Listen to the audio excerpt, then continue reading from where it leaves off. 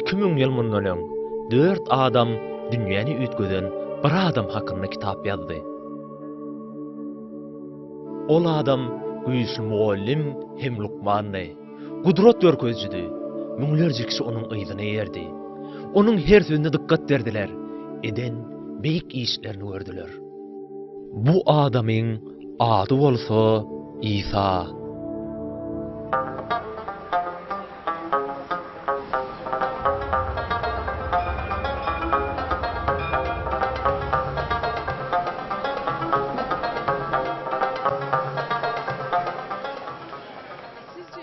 Do you think we can trust what the Bible says about Jesus? No. I've heard the Bible's been changed, that it's been altered in some way. There's some good information there, but can we trust it? I don't think we can be sure. I haven't really looked into it, so I can't be certain. I haven't read it, but I want to read it. What do you think? Can we trust what the Bible says about Jesus? Jesus and the Bible. That's a hard question. That's a good question.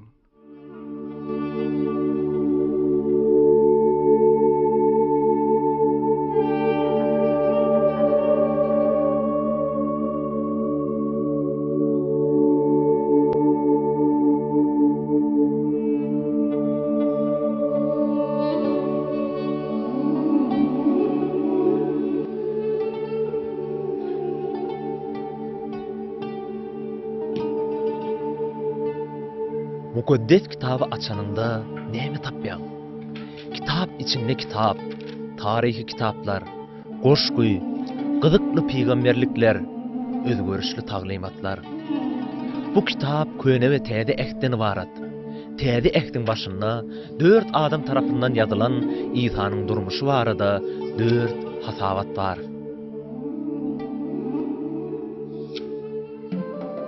Matta, Yahya, Markus ve Luka. Olaryň 2000 ýyl mundan öň ýazanlarynyň şu gün mukaddes kitapda okuýanmazlygyna nädip anam edip bilersiz? Olar İsa barada näme diýýärler? Bizde doğulşun, durmuşun, ejiriň, ölümüň we İsa'ň dirilişiniň hasabatlary, İsa'ň durmuşy hakynda 4 hekaýa, Matta'da, Markus'ta, Luka'da we Yahya'da. Ol Beytullah hamda doğuldy. İlk ýyllarda maşgalasy bilen bolanlygyny, Müsürü gaçkak bolanlygyny bilýär. Müsürler bunu entek hem ýatlaýar, hem hormatlaýar. Maşgala Demirgazyk Palestinada, Tozly Bayırly, Nazaret diýen şäherjikde ornaşdy. Bu jelili deňdinden uzakda däldi. İsa'ň kakasy agy jussasty. Beýleki oglanlar ýaly İsa hem hünär öwrendi. Emma ol başga ýol saýlady. İsa 30 ýaşyny öýüni terk edip muallim boldy we siýahat edip berişini özüne gulak asanlara umyt hakda habar berdi. Onun durmuşy hakda köp latmaýalimdir. Asyrlar boyu onun taglimaty diňe mesihleri däl, eýsem başga da köp adamlary ruhlandyrdy. Onun gudratlary hemmeleri bellidir.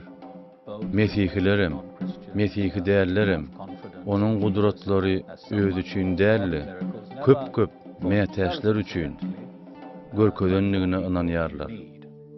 İsa Ýerusalime baranna halk onu köp wagt garaşylan Mesih hökmüni kabul etdi. Ol Ýerusalimde ders vermegi we işlemegi dowam ettirdi. Emma siyasi jemgyýetçilik we dini ýolbaşçylar oňa düşmançylykly garaýadylar. Bu zatlaryň hemmesi onuň tutsak edilmegini eltdi. Onuň görgüleri diňe ýewreýleriň däl, eýsem Rimlileriň hem elinedi. Onuň haştaky ölümi bolsa, jezanyň iň zalim görnüşi bolupdy.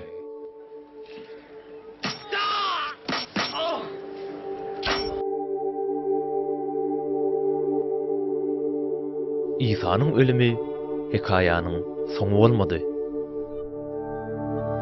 Matta, Yahya, Markus we Luka biz onun 3 günden soň direlendigini aýtýar. İsa gaýdyp belli. Onun gabary boşdy. Täzelikler derrew ýaýrady. Ölümden direlenden soň onu 5000den urak adam gördü. Ol şäherler bilen Ýerusalimde we Jelilede boldy. Ol olar bilen boldy. Nahar idi. Olara özüniň kimdigini aýtdy. Soňunda şäherleri onun göwü alnyşyny gördü.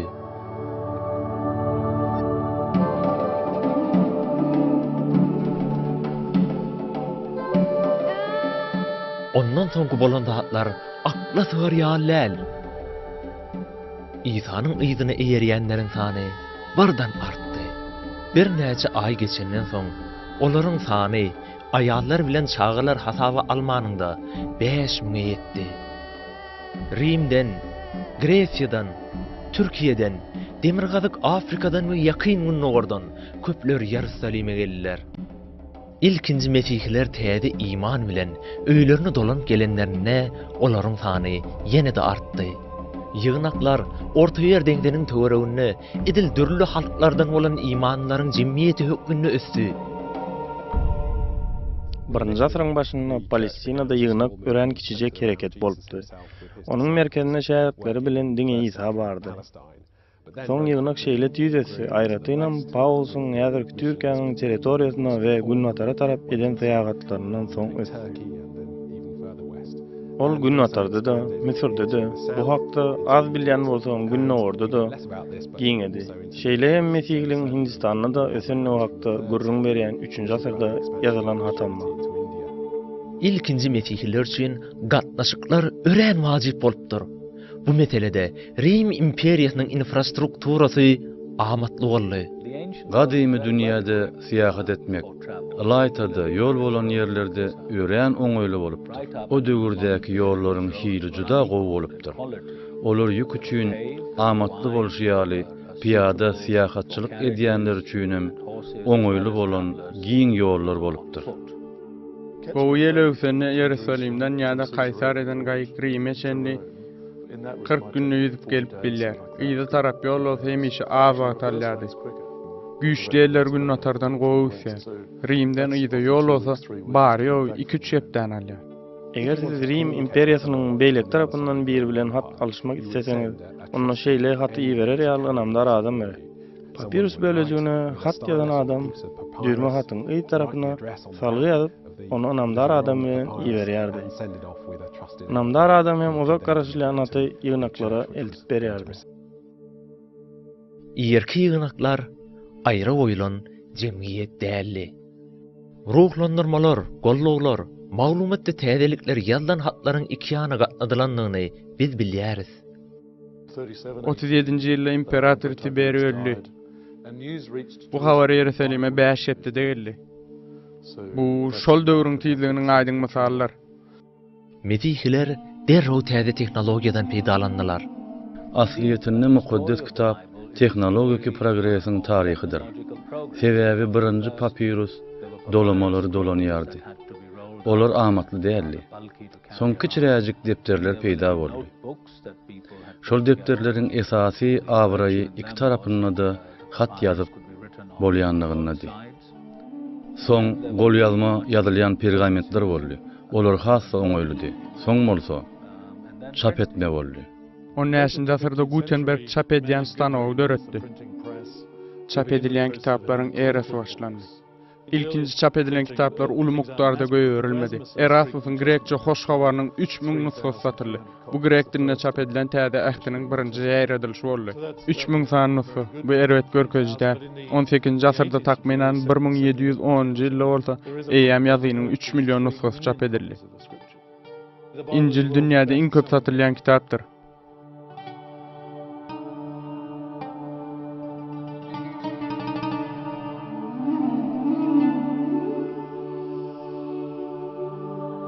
Matta, Yahya, Markus, Luka.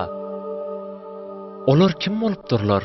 Näme üçin biz olary inanmalmyşyk? Matta bilen Yahya İsa'nyň ýakyn dostlar bolupdyrlar. Matta sowatly adam bolupdyr, sanama gowy şartdyr. Özüm Rimleriň salgyt ýygnajysy bolupdyr. Yahya balıkçı bolupdyr. Yerusalimde atly awraýly dostlar köp bolupdyr. Markus bilen Luka ilkinji metikileriň biri bolupdyr.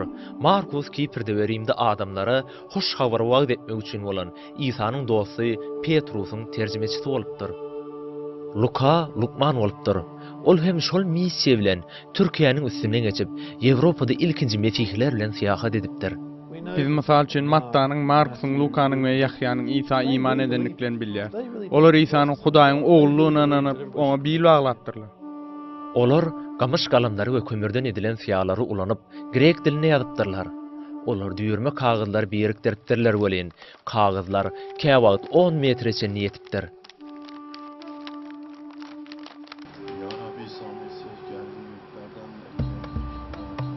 Papyrus Misir'in batkal yerlerini ösüpdir. Ak toz bolgamışlaryň uzunlugy 3 metreçeni baryp ýetipdir. Müňlerçe ýyllaryň dowamynda ondan ýazmagy diýseň oňoýly bolan inçeden gelen çeýe sahypalar edipdirler. Birinji asyrda papyrus adamlaryň birek bilen gatnaşygynyň wajyp terişdesi bolupdyr.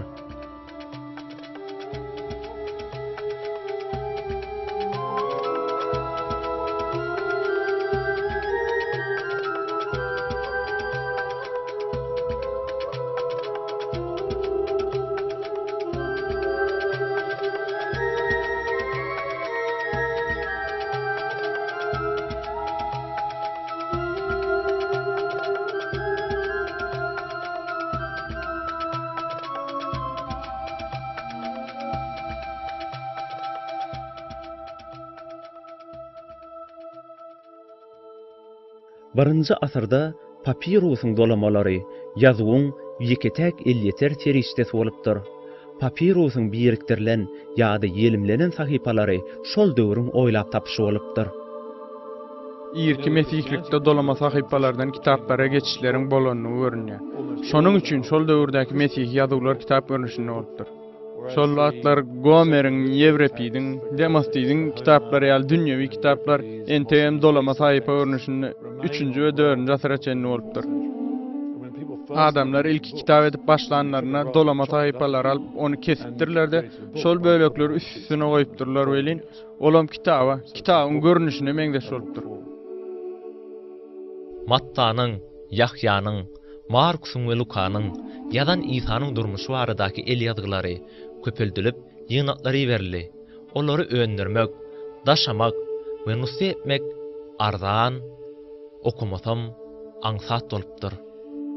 Misir çöllüklerinde şonuň ýaly dokumentlaryň bir näçe saklanypdyr.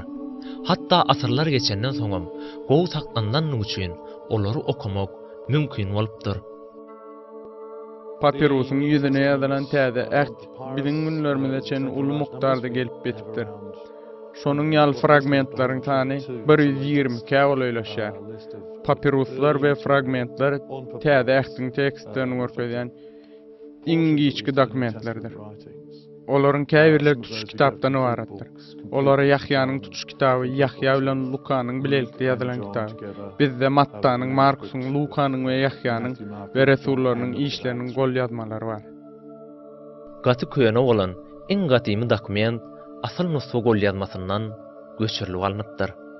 Angliýanyň demir gadygyndaky Manchester şäheriniň muzeýinde Ýahýanyň hoş habarynyň juda wajyp bölegi görkezilip goýulypdyr. Men Ýahýanyň hoş habarlarynyň meşhur fragmentiniň ýanyna durum.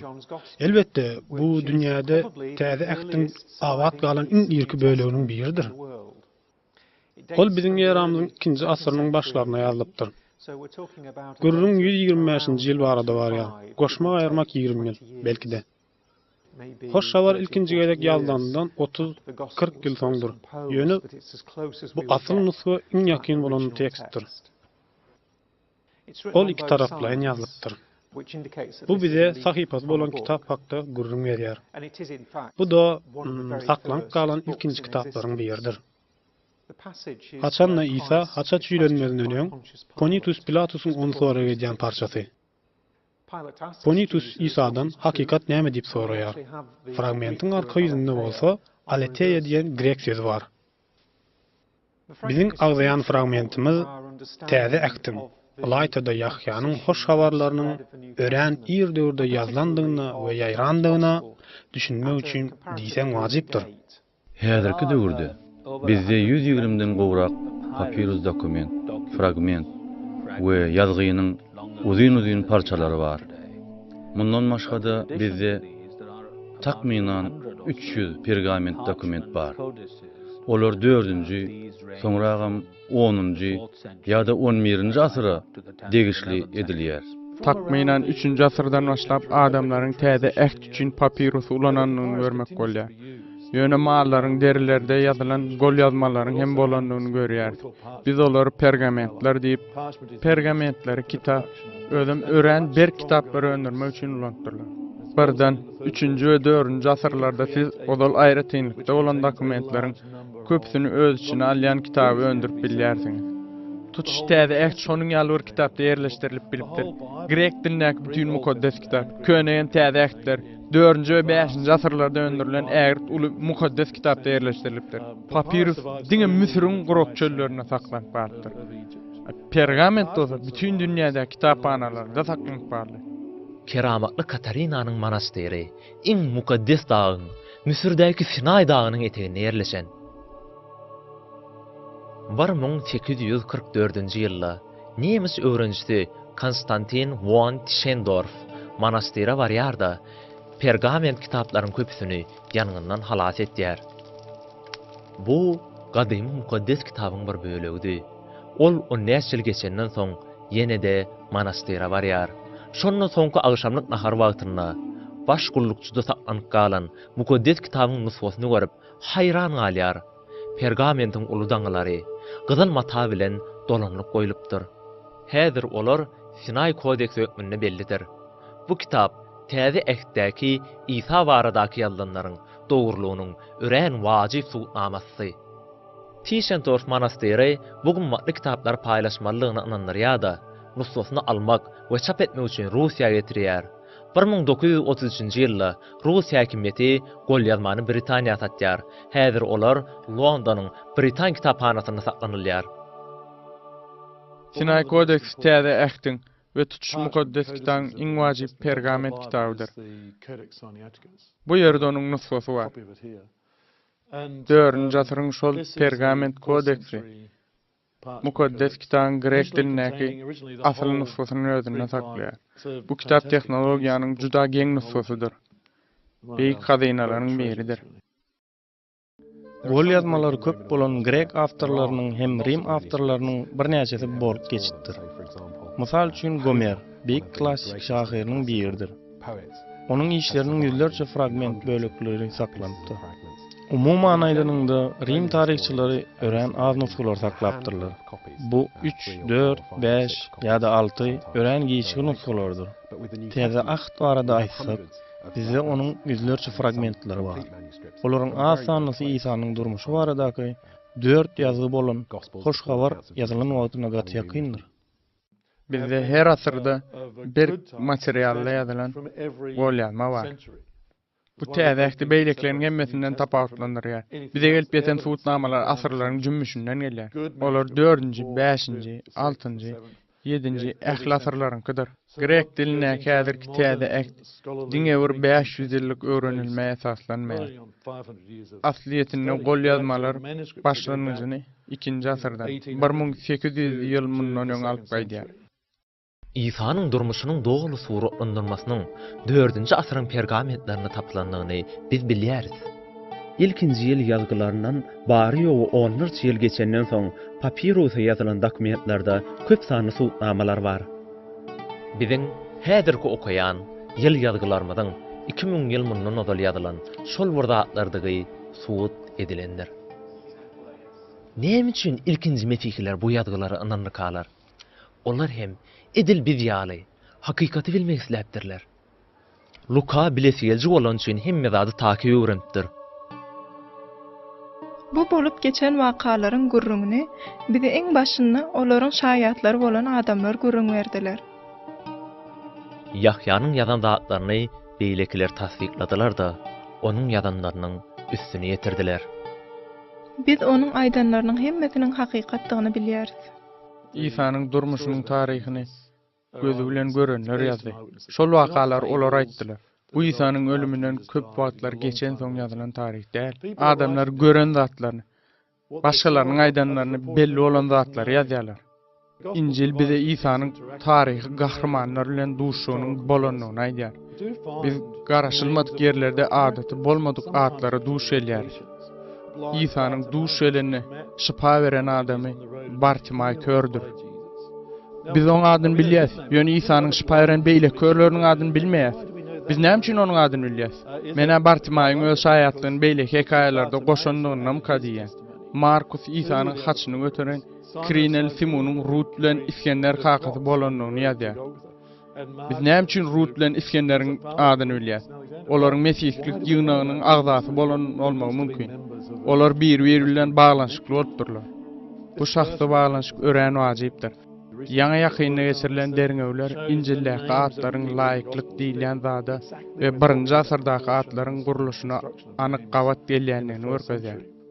Mesihlilerin Mattany, Markusy, Lukany we Ýahýany tanamaklarynyň sebäbi olaryň İsa hakda gurrunlarynyň takyklygyndadyr.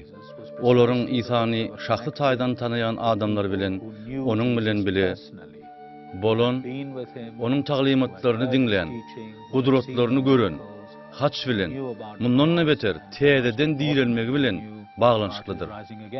İsa'nın täze hakdaky 4 durmuş ýazgysy bize 1-nji asyrdaky Palestinanyň hakyky keşfini öýrär. Bu olaryň ibadatxana, bayramçylyklar hakdaky gurrundan görünýär. Ýewrey we Rim taryhçylary da İsa'nyň döwrüne bu ýurtda bolup geçen zatlar bilen ılalaşýarlar. İsa'nyň hüküm edilmegi we ölümü bilen baglanşykly bolan wakalar taryhy hakykada berkidilendir. Ýazgynyň gurrunga diýen baş ruhany bolan Kayafasynyň dogurdan bolan beýlek çeşmelerden bellidir. Munun gawaryna geçirilen arkeolog gazawalar suwut edýär. Şol döwürlerde Palestinada Rim häkiminiň dogurdan Pontius Pilatus bolany bellidir. Bu arada Rim taryhçysy Tacitus ýazýar.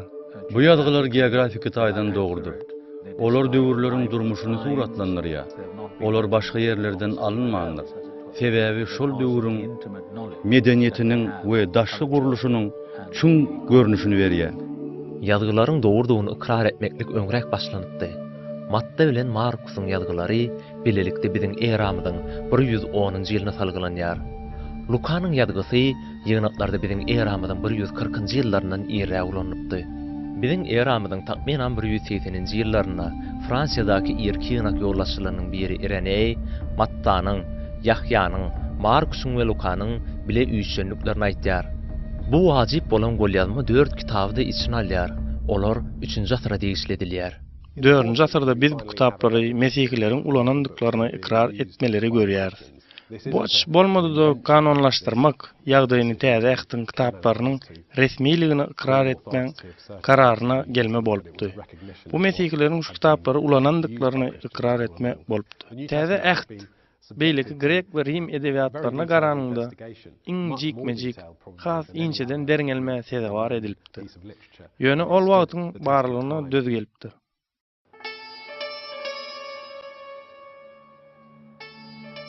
İsa'nın durmuşy hakdaky 4 ýazgynyň hakykylygy täze ähtin ýerki tapylan golýazmalaryna esaslanýar. Bu degerli suwtnamadyr. Ýöne has köprek tasdiklama berýän başga da köp gademy dokumentlaram bar.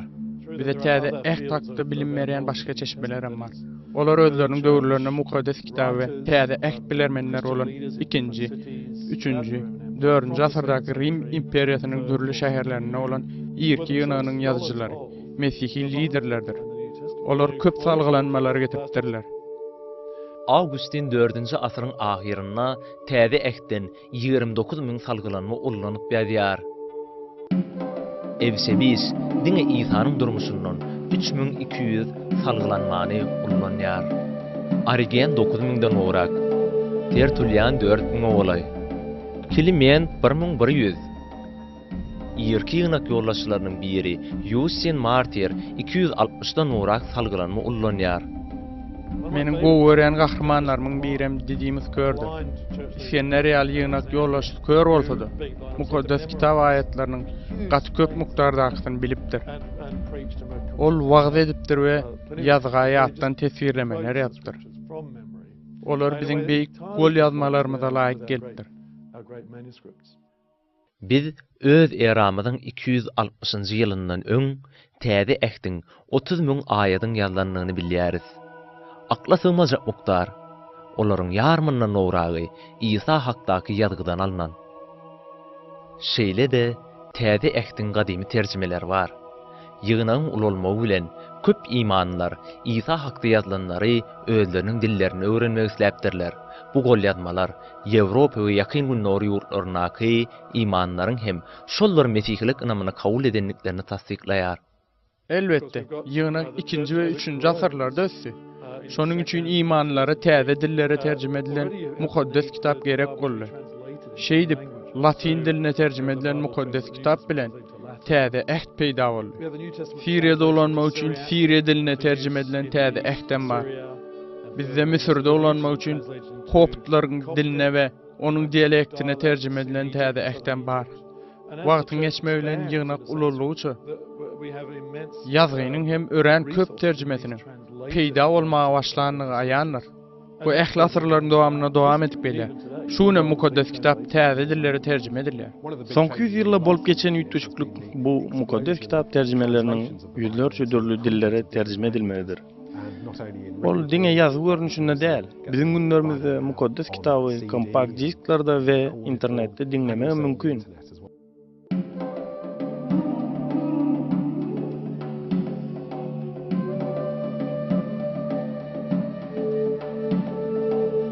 Mattanyň, Markusyň, Lukanyň we Ýahýanyň İsa hakdaky ýazýanlarynyň hakyklygynyň suwutnamasyna seredenmizde gitdiçe köp gol ýazmalary, türli dilleri edilýän köp terjimeleri, 1-nji asyrdaky ýazgylaryň islendigine garany köp salgylanmalary görýäris.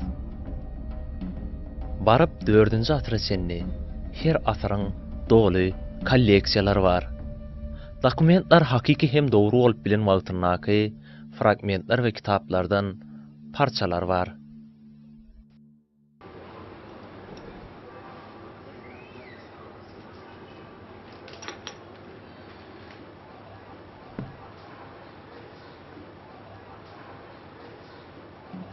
Biz İsa'nın yakın dostları, Matta bilen Yahyanyň, ilkinji ýyny ýerçileri, Markus bilen Lukanyň 2000 ýyldan owrak wagt mundan ozal ýazan zatlary biziň häzirki täze ähde okaýan zatlarymyzmyka diýip ýöneköý soraw berenmizde de olaryň hakykatdan hem şolardygyny anamly bolup bilersiz.